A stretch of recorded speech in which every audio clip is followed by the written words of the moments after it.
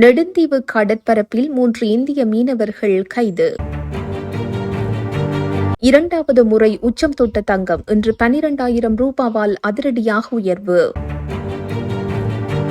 வவுனியாவில் பிள்ளையாரிடத்தில் புத்தர், தொல்பொருள் திணைக்களம் அடாவடி. மீண்டும் இலங்கையை சூழும் ஆபத்து, தயார் நிலையில் அதிகாரிகள். விஜயின் ஆளுமையை தமிழ் சினிமா நிச்சயம் இழக்கும், நாமல் ராஜபக்ஷ நிகழ்ச்சி பதிவு. கரீபியன் கடற்பரப்பில் போர் பதற்றம், அமெரிக்காவின் தாக்குதல்களுக்கு பின் மதுரோவின் அதிரடி அறிவிப்பு. நெடுந்தீவு கடற்பரப்பில் சட்டவிரோத மீன்பிடி நடவடிக்கையில் ஈடுபட்ட 3 இந்திய மீனவர்கள் கைது செய்யப்பட்டுள்ளதாக கடற்படை பேச்சாளர் புத்திக சம்பத் தெரிவித்துள்ளார். குறித்த இந்திய மீனவர்கள் இன்று அதிகாலை கைது செய்யப்பட்டதாக அவர் குறிப்பிட்டார். இதன்போது அவர்கள் பயணித்த படகு ஒன்றும் பறிமுதல் செய்யப்பட்டுள்ளது. கைதானவர்கள் ராமநாதபுரம் மாவட்ட மண்டபத்தைச் சேர்ந்த மீனவர்கள் என்று தெரிவிக்கப்படுகிறது. அவர்களை கடற்தொழில் நீரியவள திணைக்களத்தில் ஒப்படைக்க நடவடிக்கை எடுக்கப்பட்டுள்ளதாகவும் கடற்படை பேச்சாளர் புத்திக சம்பத் தெரிவித்துள்ளார். உலக சந்தையில் தங்கத்தின் விலை அதிகரித்துள்ள நிலையில் அதற்கு நிகராக இலங்கையிலும் தங்கத்தின் விலை உச்சம் தொட்டு வருகிறது. அதன்படி இன்றைய தங்க நிலவரப்படி உலக சந்தையில் ஒரு அவுன்ஸ் தங்கத்தின் விலை 4,553 அமெரிக்க டாலர்கள் வரை அதிகரித்துள்ளது.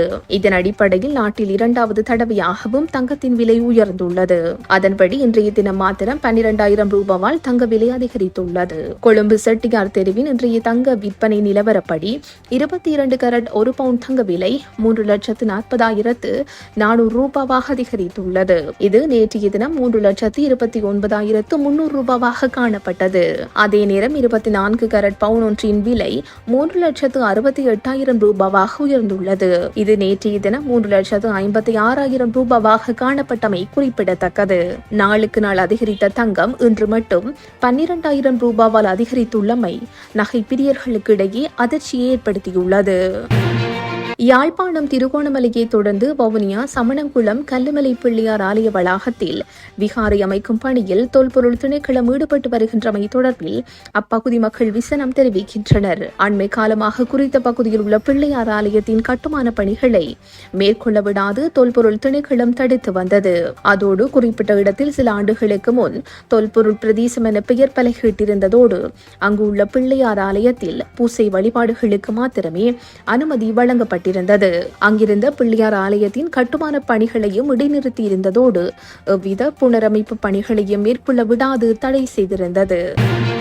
நாளை முதல் இலங்கையை சூழ நிலவக்கூடிய அலைவடிவான காற்று காரணமாக மழையுடனான வானிலை அதிகரிக்கும் என்று வளிமண்டலவியல் திணைக்களம் தெரிவித்துள்ளது. இந்நிலையில் எதிர்வரும் நாட்களில் ஏற்படக்கூடிய மழையுடனான வானிலையை எதிர்கொள்வதற்காக அனர்த்த முகாமைத்துவ பிரிவுகள் தயார் நிலையில் வைக்கப்பட்டுள்ளன. பாதுகாப்பிற்கான மற்றும் அது தொடர்பான நடவடிக்கைகளுக்கு தயார் நிலையில் இருப்பதாக அனர்த்த முகாமைத்துவ நிலையம் தெரிவித்துள்ளது. மேலும் இதனை கருத்தில் கொண்டு கடற்படை வீரர்கள் உலங்கு வானூர்திகள் மற்றும் படகுகளை தயார் நிலையில் வைக்குமாறு ஏற்கனவே அறிவுறுத்தப்பட்டுள்ளது. அனர்த்த முகாமைத்துவ நிலையத்தின் பணிப்பாளர் சம்பத் கொட்டவேகோட இந்த விடயத்தை சுட்டிக்காட்டியுள்ளார். நடிகர் விஜயின் ஜனநாயகன் பட இசை வெளியீட்டு விழா மலேசியாவில் கோலாலம்பூரில் நடைபெற்ற நிலையில் நாடாளுமன்ற உறுப்பினர் நாமல் ராஜபக்ஷ அவரை பாராட்டி நிகழ்ச்சியான வாழ்த்து ஒன்றை பகிர்ந்துள்ளார். தனது அதிகாரப்பூர்வ எக்ஸ் தளத்தில் பதிவிட்டுள்ள நாமல் ராஜபக்ஷ, தளபதி விஜய் எப்போதும் எனக்கு பிடித்தமான கலைஞர்களில் ஒருவர்.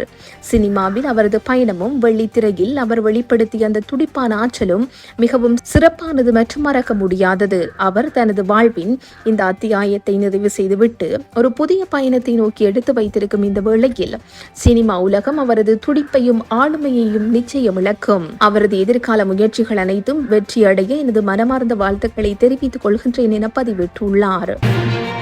அமெரிக்காவுடன் பேச்சுவார்த்தைக்கு தயார் என வெனிசுலா ஜனாதிபதி நிக்கோலஸ் மதுரோ அறிவித்துள்ளார். போதைப்பொருள் பயங்கரவாதத்தை தடுப்பதாக குறிப்பிட்டு கடந்த சில மாதங்களாக வெனிசுவேலா நாட்டுக்கு எதிராக கடல் மற்றும் வான்வழி ராணுவ நடவடிக்கைகளை அமெரிக்க அரசு மேற்கொண்டு வருகின்றது.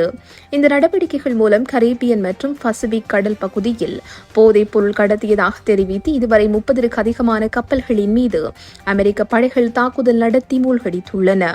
இதனால் 100க்கும் அதிகமானோர் கொல்லப்பட்டுள்ளதாக தெரிவிக்கப்படுகிறது. இத்துடன் இன்றைய பிரதான செய்திகள் நிறைவு பெறுகின்றன.